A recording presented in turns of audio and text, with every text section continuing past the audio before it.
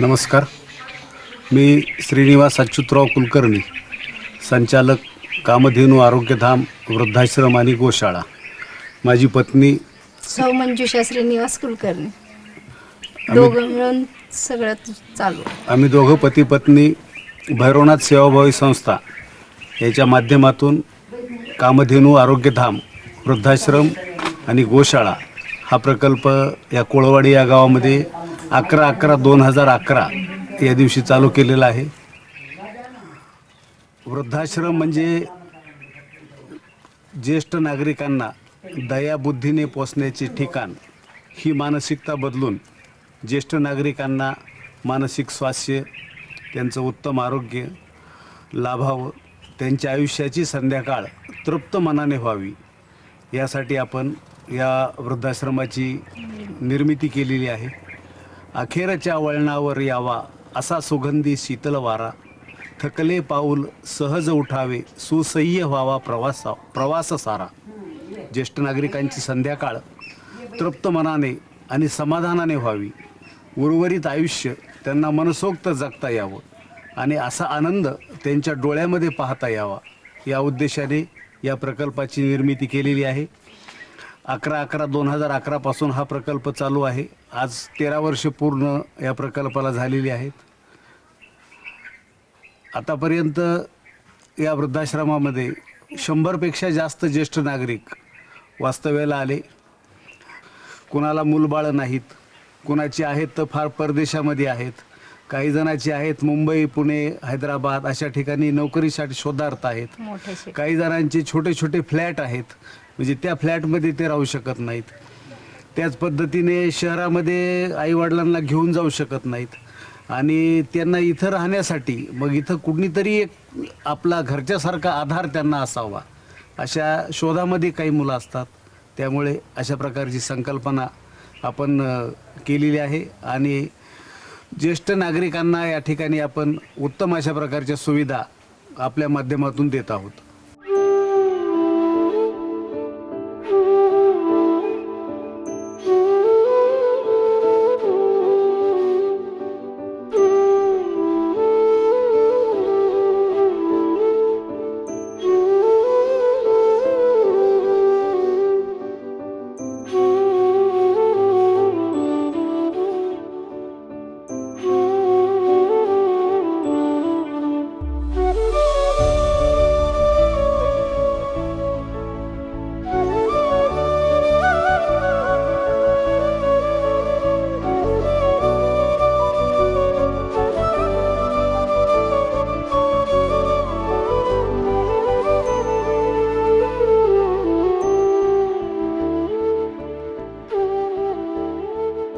आत्ता सध्या हे आरोग्यधाममध्ये 20 ज्येष्ठ नागरिक आहेत. त्यामध्ये 12 लेडीज आहेत आणि 8 जेंट्स आहेत. तशी आपल्या वृद्धाश्रमाची कॅपॅसिटी 30 लोकांची आहे. तर काही लोक येतात, काही दिवस राहतात, त्यांची समस्या संपली की परत जातात, परत दुसरे येतात. असं हे रुटीन चैन पद्धतीने चालू आहे. प्रत्येक माणसाला मरण हे निश्चित आहे, परंतु त्यांच्या आयुष्याची संध्याकाळ ही तृप्त मनाने व्हावी असा हा प्रकल्पाचा आमचा उद्देश आहे. त्याचे अनुभव पण आलेले आहेत बरं का. जे लोक काही आजारी आहेत म्हणून इथं आलेले आहेत आणि इथल्या वातावरणात डाएटचा आपला टाईम ह्याच्यामुळं तब्येत त्यांची रेग्युलर नॉर्मल होऊन निवांत गेलेले आहेत.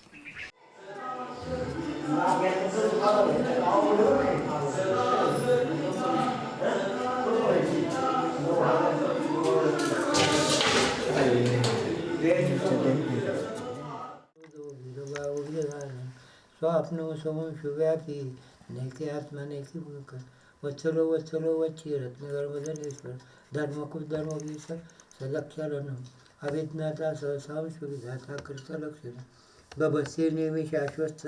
इथंच राहून शेवट करायचं आहे मला, कारण मी माझा देहदान केलेलं आहे आणि ते इथूनच मी अंबाजोगाईला जाणार. पाठवलं मालकांत मी काय त्यावेळेला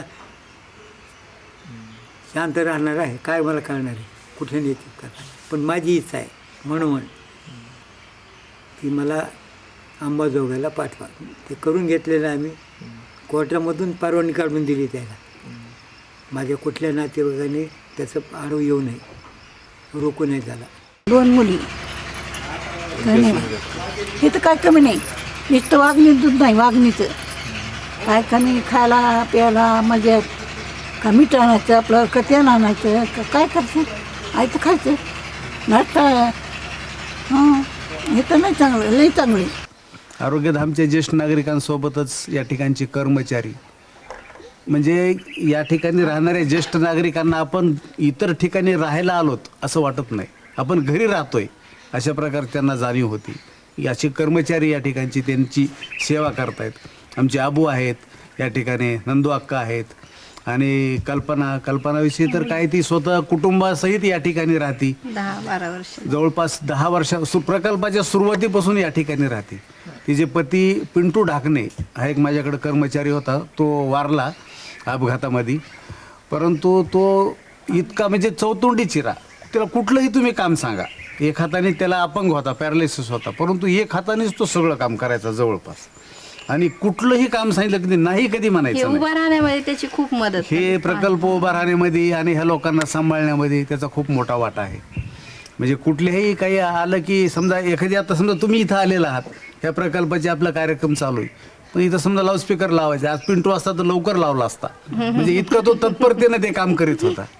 आम्ही सहकुटुंब इथं असतो आणि आपले जे काही सगळे पारंपरिक सणवार आहेत देवापुरतच घरी, म्हणजे हे बाकी सगळे सगळं सण इथं साजरे करतो. दिवाळी आपण जोरात साजरी करतो दरवर्षी इथं. बैलपोळा साजरा केला जातो, त्याचप्रमाणे रक्षाबंधन साजरं केलं जातं. म्हणजे जे काही कार्यक्रम घरी असतात ते सगळे पुन्हा ज्येष्ठ नागरिकांचे वाढदिवस आहेत, कोणाचे लग्नाचा वाढदिवस आहे तो पण आपण साजरा करतो इथं. त्यासोबत बाहेरचे जे काही येणारे पर्यटक आहेत त्यांचे पण काही जणांचे वाढदिवस ज्येष्ठांच्या आशीर्वादासमवेत साजरे केले जातात. असं पण इथं चालतं या प्रकल्पामध्ये. आपल्या या प्रकल्पामध्ये आम्ही आता नव्यानंच एक ऑक्सिजन पार्क चालू केला आहे. ऑक्सिजन पार्क म्हणजे तुळशी, जी तुळशी 100% ऑक्सिजन देते, आयुर्वेदामध्ये सगळ्यात श्रेष्ठ अशी वनस्पती आहे, अशा तुळशीची आपण या ठिकाणी बाग तयार केलेली आहे. आणि जवळपास 5 गुंठेमध्ये तुळशीची बाग आहे.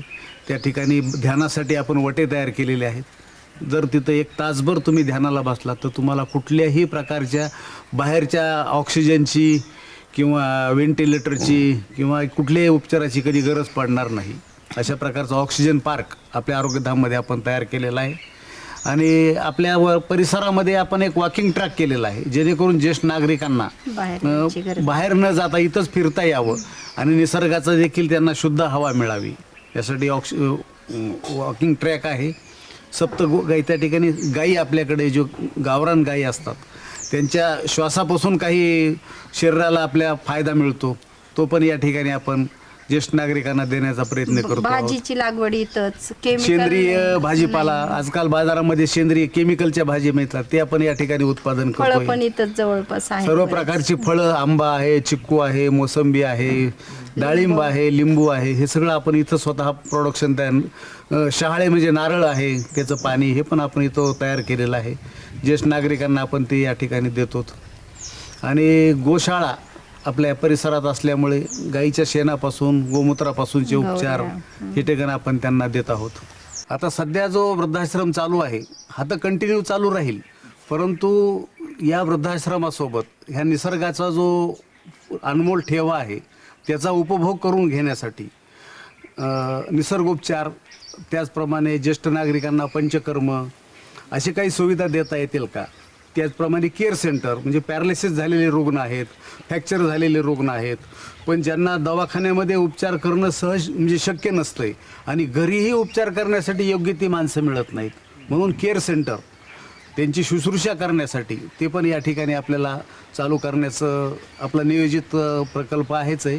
त्याचं कारण असं की छोटा मुलगा BMS झालेला आहे, तो आयुर्वेद झालेला आहे, पंचकर्म सध्या तो शिकतो आहे आणि मग लवकरच या ठिकाणी आपण केअर सेंटर चालू करून या माध्यमातून ज्येष्ठांची सोबतच आणखीन रुग्णांची, म्हणजे आता सध्या आपल्याकडं वयाची मर्यादा आहे 55-60 वर्ष ज्येष्ठांसाठी, महिलांसाठी 55, पुरुषांसाठी 60, परंतु ज्यावेळेस त्याचं स्वरूप केअर सेंटर असेल त्यावेळेस त्याला वयाची मर्यादा नसेल. 1 वर्षापासून ते शेवटच्या कितीही वर्षापर्यंत आपण त्यांना प्रवेश देऊ. त्यांची बेड सुविधा आहे, त्यांना अंग पुसणे, मसाज करणे, त्याचप्रमाणे त्यांना सलाईन लावणे, ही जी काही सुविधा आहेत, त्याचप्रमाणे आहारामध्ये त्यांचे वेळचे वेळेचे आहार, त्याचप्रमाणे त्यांना त्यांच्या प्रकृतीनुसार व्यायाम करून घेणे, काही निसर्गोपचार करणं शक्य आहे का, काही जडीबुटीचे उपचार करणं शक्य आहे का, असे विविध प्रकारे त्याच्यावर या ठिकाणी काम चालू आहे. आणि लवकरच या आरोग्यधामचं केअर सेंटर प्लस आयुर्वेदिक, थोडक्यात ज्येष्ठ नागरिकांचं रिसॉर्ट, आपण रिसॉर्ट जो सर्वांचा बघतो, परंतु ज्येष्ठांचं रिसॉर्ट कसं असावं ती एक वेगळी संकल्पना यामध्ये आहे. या आरोग्यधामच्या माध्यमातून मी सर्व प्रेक्षकांना ज्या ठिकाणी पाहत आहेत त्यांना आवाहन करू इच्छितो की वृद्धाश्रम म्हणजे ज्येष्ठ नागरिकांना दयाबुद्धीने पोचण्याचे ठिकाण, ही मानसिकता बदलून ज्येष्ठ नागरिकांना त्यांच्या आयुष्याची संध्याकाळ तृप्त मनाने, सुखाने, समाधानाने, आनंदाने व्हावी, मानाने. उर्वरित त्यांचं आयुष्य सन्मानाने जगता यावं आणि त्यांच्या आयुष्याची संध्याकाळ शांत मनाने व्हावी, यासाठी हा प्रकल्प आहे. आपण या ठिकाणी अवश्य या. ज्येष्ठांसोबत इतरही जे काही रुग्ण आहेत त्यांची पण आता आपण या ठिकाणी व्यवस्था करत आहोत. त्या केअर सेंटर म्हणून आहे.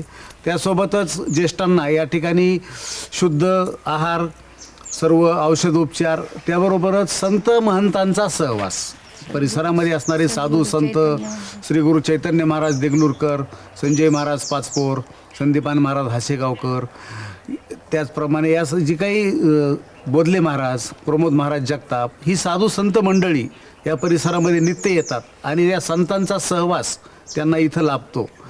या ठिकाणी जे मंदिर आहे, ज्ञानेश्वर महाराजांचं मंदिर आणि त्यासोबत विठ्ठल रुक्मिणीचं मंदिर, म्हणजे आळंदी आणि पंढरपूर दोन्हीही क्षेत्री गेल्याचा आनंद या ज्येष्ठ नागरिकांना मिळावा, यासाठी ही त्याची निर्मिती केलेली आहे.